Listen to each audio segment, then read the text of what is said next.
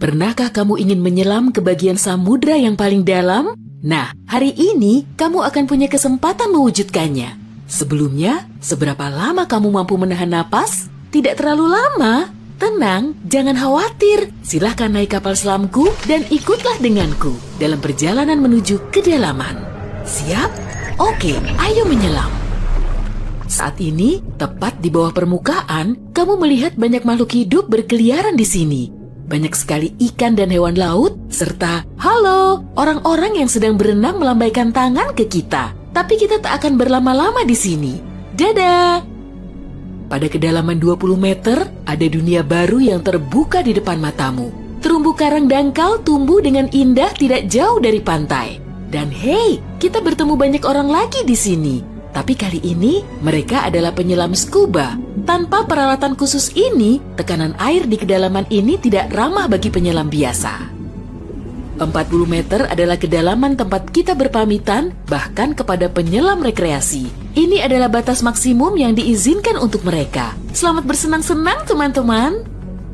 60 meter, dan kita bertemu orka pertama. Paus ini mendiami perairan yang relatif dangkal di hampir semua laut dan samudra di dunia.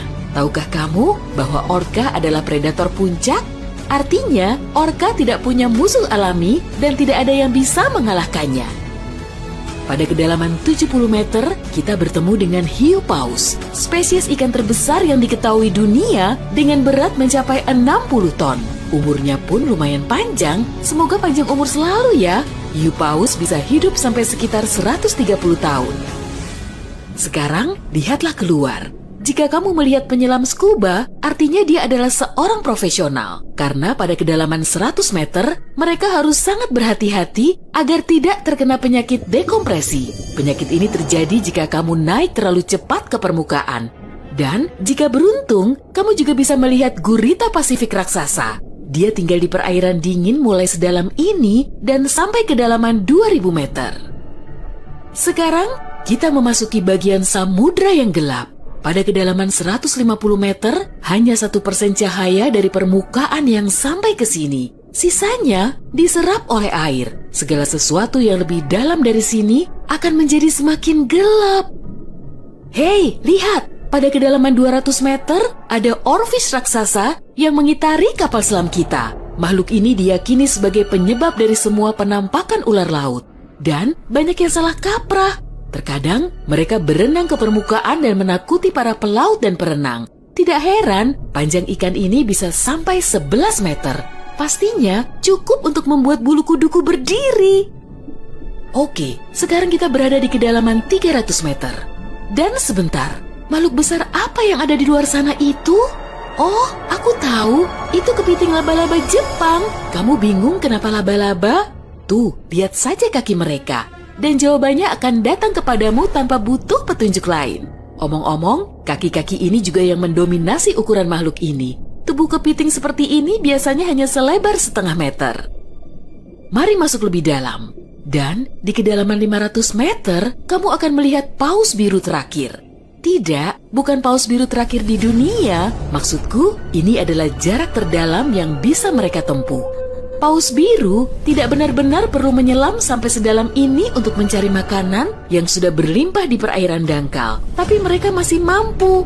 Sepertinya mereka hanya ingin memamerkan kehebatan. Mau bagaimanapun, mereka adalah makhluk terbesar dalam sejarah bumi, baik di samudra maupun di darat.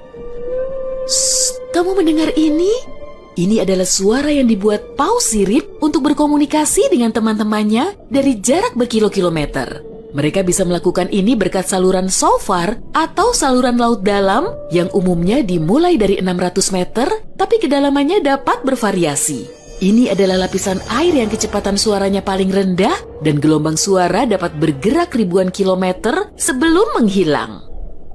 Pada kedalaman 830 meter, kita telah mencapai titik tempat Burj Khalifa, gedung tertinggi di dunia. Tidak akan mungkin menunjukkan ujungnya ke permukaan jika diletakkan di bawah air. Hei, ayo kita coba. Sekarang kita memasuki bagian samudra yang sangat menarik. Di sini tidak ada sinar matahari dan banyak makhluk aneh berkeliaran. Salah satunya adalah cumi-cumi raksasa. Ya, yang luar biasa besar itu. Dia mendiami kedalaman 900 meter. Bayangkan makhluk dengan mata sebesar frisbee. Paus sperma memburu monster ini, tapi mereka dijamin mampu melawan balik. Melihat mereka bertemu adalah pemandangan yang menegangkan. Dan disinilah kegelapan pekat akhirnya menyelimuti kita. Zona tengah malam. Tekanan di sini sangat besar, sehingga jika kamu entah bagaimana bisa sampai ke sini tanpa kapal selam, kamu akan hancur dalam beberapa detik. Dan lebih malamnya lagi, tanpa melihat apapun, pasti tidak mau kan? Kembali ke topik.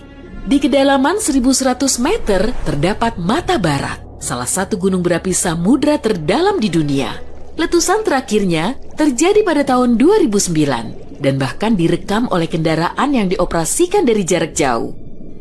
Di kedalaman 1280 meter, kita melihat hiu putih besar yang ganas. Predator ulung ini adalah jagoan di kedalaman ini. Penglihatan mereka agak buruk dan mereka bergerak menggunakan indera penciuman. Jadi, mereka sama sekali tidak membutuhkan sinar matahari untuk memburu mangsa. Aku tidak melihatmu, tapi tetap akan memakanmu. Selain itu, penyu belimbing, penyu terbesar di dunia, menyelam di kedalaman yang sama. Apa mereka sengaja menyelam sampai sini untuk bermain dengan hiu putih besar? Wah, lihat jala-jala besar itu. Kita sekarang berada di kedalaman 1500 meter, tempat metode penangkapan ikan bernama menangkap semua digunakan. Jala di sini akan diseret di sepanjang dasar samudra, menangkap apa saja yang kurang beruntung di sana. Mengenai seberapa merugikannya metode ini bagi kehidupan samudra, biar kamu sendiri yang menilai. Pada kedalaman 1830 meter, jika berada di Grand Canyon, kita akan duduk di titik terendah dan terdalamnya. Bayangkan semua curug di sana terisi penuh oleh air, maka seperti itulah pemandangan di sini. Nah, jika kita benar-benar berhati-hati, pada kedalaman 2000 meter, kita akan melihat ikan naga hitam. Makhluk yang bagaikan muncul dari mimpi buruk ini tinggal di bagian samudra yang dalam dan gelap. Dan percayalah padaku, lebih baik dia tetap di sana. Bentuknya mirip makhluk dari film horor dan aku lebih suka jika kita tidak berpapasan dengannya di permukaan. Pada kedalaman 2250 meter, kita harus berpamitan dengan paus sperma. Ini adalah titik terdalam yang bisa mereka selami. Dan mereka memang tidak punya urusan untuk menyelam lebih dalam lagi. Mungkin kalau mereka berburu ikan naga hitam, atau justru mereka yang diburu. Mustahil, perbedaan ukuran mereka terlalu besar. Panjang paus sperma bisa mencapai 19 meter, yang menjadikannya paus bergigi terbesar di dunia. Tidak banyak makhluk laut bisa melawannya.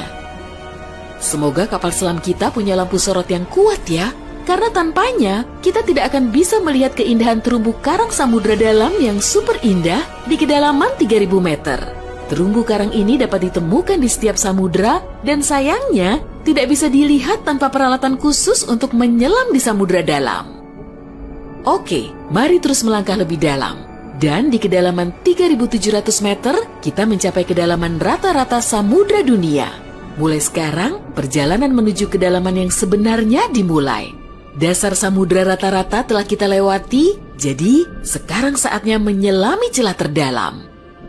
Pada kedalaman 4.500 meter, monster dari mimpi buruk terburukmu muncul di sini. Anglerfish misalnya, akan membuat siapapun bergidik ngeri. Giginya yang panjang dan bengkok, serta antena di kepalanya untuk memikat mangsa, sudah cukup untuk menimbulkan rasa takut, bahkan di hati orang-orang yang paling berani. Tapi yang lebih mengerikan, mungkin adalah makhluk yang disebut swallower hitam. Itu adalah monster mirip belut yang memiliki perut super elastis dan mampu menelan mangsa yang ukurannya 2 kali lipat. Lihatlah ke bawah, dan kamu akan melihat bangkai kapal terdalam yang pernah ditemukan. SS Rio Grande di Atlantik Selatan yang tenggelam pada tahun 1941 dan mencapai kedalaman 5.760 meter. Tidak heran, kapal ini baru ditemukan 55 tahun kemudian. Sekarang, bagian samudra terdalam dan tergelap dimulai. Kita menyelam ke Palung Mariana. Menurut pengukuran resminya, Palung Mariana dimulai pada kedalaman sekitar 6.000 meter. Ini adalah area yang paling jarang dieksplorasi dan paling menarik bagi para ilmuwan dan petualang. Apa yang ada di dasarnya? Baiklah, kita akan melihatnya. Tapi selagi masih dalam perjalanan, aku akan menunjukkan hal-hal lain yang ada di sini. Misalnya, ini adalah ikan terdalam yang pernah ditemukan. Namanya ikan siput. Dan dia tinggal di kedalaman 7.900 meter. Tubuhnya tembus cahaya sehingga kamu bisa melihat menembus kulitnya. Ya, untungnya kita tidak mematikan lampu. Bentuk makhluk mungil ini ternyata sangat imut bagi makhluk yang mampu menahan tekanan sekuat ini.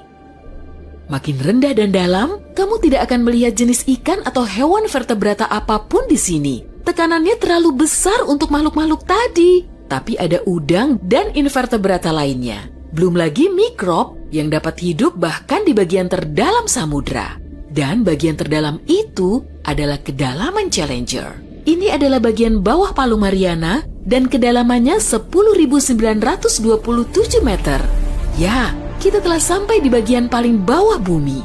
Tak banyak orang yang pernah ke sini dan tak banyak juga yang diketahui tentangnya. Tapi para ilmuwan tidak akan berhenti dan ada harapan kita akan segera menemukan rahasia apa yang berada di kedalaman samudra.